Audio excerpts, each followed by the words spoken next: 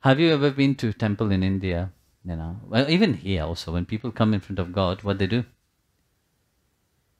Oh, please solve this problem for me. You know, my son is he's drinking so much. You know, it's not succeeding. You know, please sort this out. Please, my husband is going sideways there. You know, but please, can you please? You are telling God your problem. You're sitting there, conversing, telling him all what he knows already. Actually, he's God, man. For God's sake, you know. Yeah. What kind of God is that he don't know about your problem? Actually, he himself give you. Yeah, we were listening to you were listening to the satsang, no? Krishna said, I shall give you more problems so that you remember me. That's the prayer of Kunti. No? He knows. But in place of really enjoying his presence, what we do, we are not listening to him. We are not enjoying his presence. We are busy with ourselves. We are busy with our own ego. And then we call that prayer.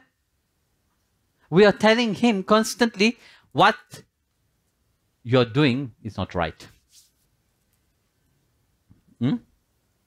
Constantly you're telling him, look, I know better than you.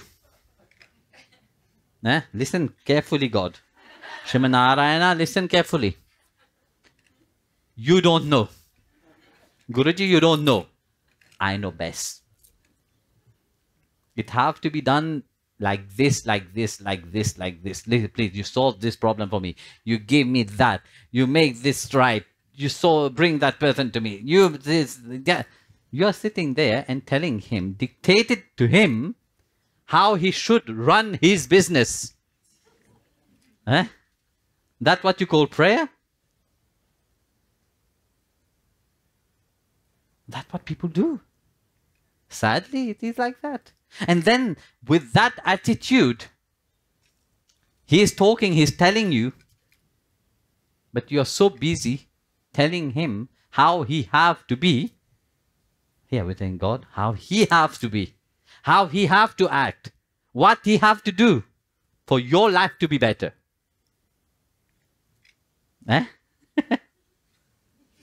You're not seeing your own stupidity. You're not seeing that you should tell yourself what you have to change to make your own life better. That you don't see. But you're telling it to God. And you call it prayer. And then you want to find peace. You want to find happiness into that. How?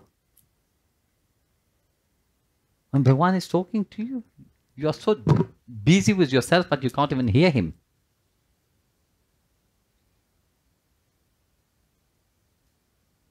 What is prayer? It is that contemplation. It is that absorption, you know, when you can hear, like the bhajan said, vibration of Ram Nam, no? That vibration of the divine name inside of your heart itself, vibrating for you.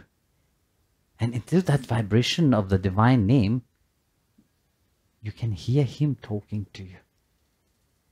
But for that, you have to be calm. You have to be quiet. You have to be absorbed into the heart itself, you know? Into that consciousness, that calmness inside of you. Otherwise, you will look for happiness. You can keep looking everywhere. You can move around the world looking for happiness. You will never find happiness at all. You know, I was telling a story yesterday to the boys, you know. One gentleman, he went to look for happiness. He went all around looking for happiness. So first he wanted to inquire, where can I get happiness? He saw a farmer working very hard in his field, laboring strongly, So he approached the farmer and said, "Farmer, are you happy?" The farmer said, "Me happy? How can I be happy? I'm constantly in worry because I'm worried about my crops. I'm worried that there is no water, there's drought, there is there's bad weather, there's cyclone happening. All my vegetable is finished. Too much water, sometimes no water. I have to care for everything. It's very happiness is not there. Maybe you should go to the village elder, the chief of the village. Maybe he's happy. You can go and ask him." So he went to the village elder. He asked the village elder, "Oh, I want to ask you a question, sir. Are you happy?" "Me happy? How can I be happy? I have to guard all my wealth that I have amassed, I have to look after, fearing that anybody can come and loot it. Some thieves can come and steal it. No, I am not that happy." "Maybe you should go to the king. He's a happy person, he's a big army, and he's always surrounded with people, So go to the king." That fellow went to the king and asked the king, "King, I have a question. Are you happy?" The king said, "How can I be happy? I have to guard my kingdom, fearing that other king might come and attack my kingdom. I'm constantly in fear of that, With so much, might I have to be on guard always." But I think the emperor is happy. Go and talk with him. So we're going to the emperor. They said, "Mr. Emperor, how are you?" "Fine. I have one question. Are you happy?" Emperor become nervous. "You are to ask me happy? No, I can't be happy.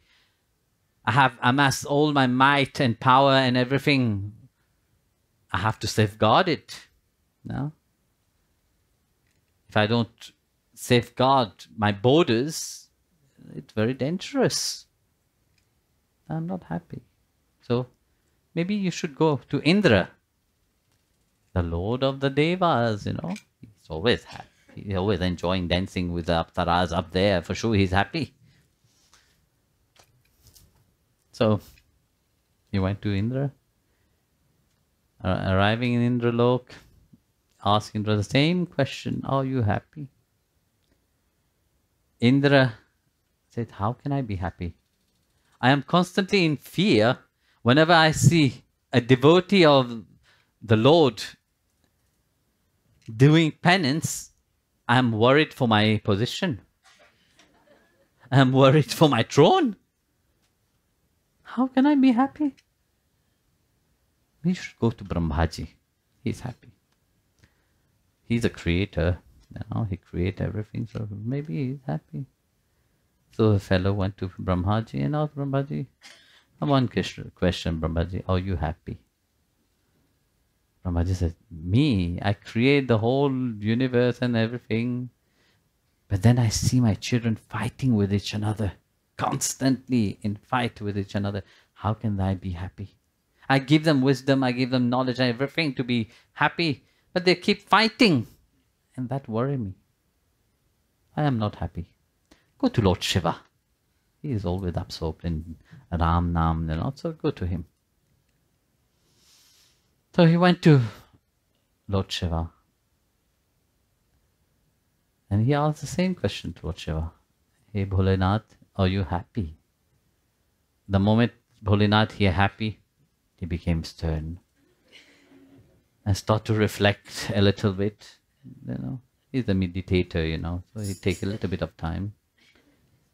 So he reflect on that very sternly. And he said, "How can I be happy? whenever my son Ganesha come with his Vahan, Mushika, my snake want to attack the mice, the rat and the Mushika. So Mushika have to run for his life and hide. And whenever Ganesha need to look for Mushika to go back, he could not find Mushika. Mushika is hiding because of my Sheshnag. And Kartikeya, when he come on his Vahan is a peacock. And my snake have to run and hide. My jewel, have to run and hide because the Vahan of Kartikeya will want to attack my jewelry.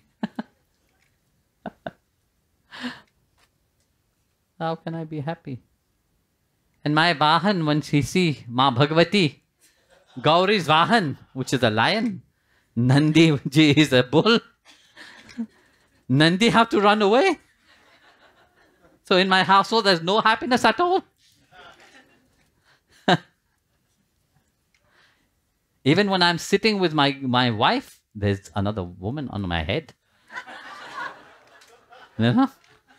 Can't find peace and happiness. Private moment, no private moment. The only happiness when I found is when I am sitting in deep contemplation on Sri Ram. Maybe you should go to Narayana and ask him. He is always absorbed in happiness. He's Satchidananda, he's ever blissful, to go to him. So he went to Vaikuntha. Srimad Narayana and Mahalakshmi were there. Greeted them. They asked Narayana the same question.